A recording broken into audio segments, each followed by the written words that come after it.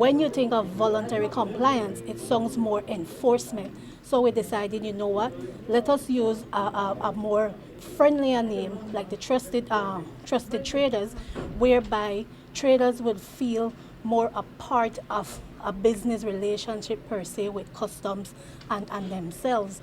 And like we said, the trusted trader more speaks for itself. When you say trusted trader, then people don't have to wonder, okay, what is trusted trader, because the name says it all. The Customs Department took a bold risk a few years ago with the establishment of what was called a pilot voluntary compliance program. A select group of traders and brokers received their shipments with no intervention and agreed to later voluntarily comply with releasing information on their shipments. Some thought it wouldn't work, but 2 years later, among the 41 companies who participated, it is reaping the benefits. At the start of the program, the only issue was really the change management, getting persons to embrace the whole concept. And you may have heard Ms. Wade said earlier on that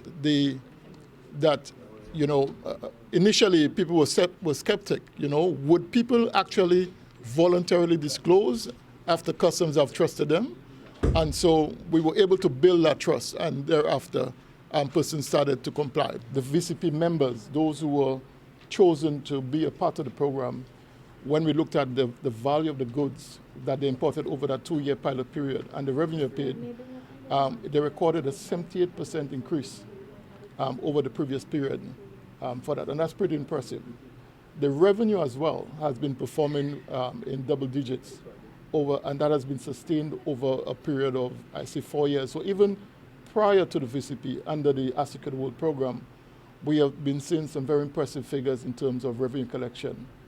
And of course, that makes us very proud of what Belize Customs and Belize as a nation has achieved.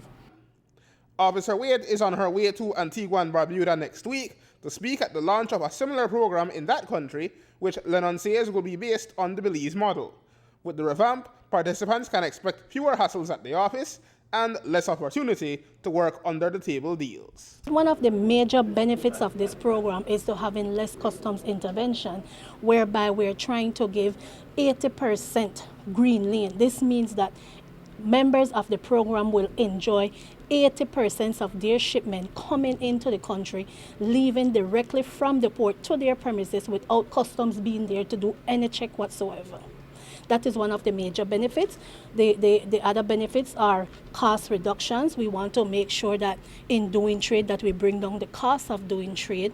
We also want to have, like we said, benefits in changing the relationship that we have with businesses, and that is on the business aspect of it. Where customs is concerned at the government, the benefits are the increase in revenue. We want to be able to improve the efficiency of not only collecting revenue, but to increase the amount of revenue that we're responsible for collecting.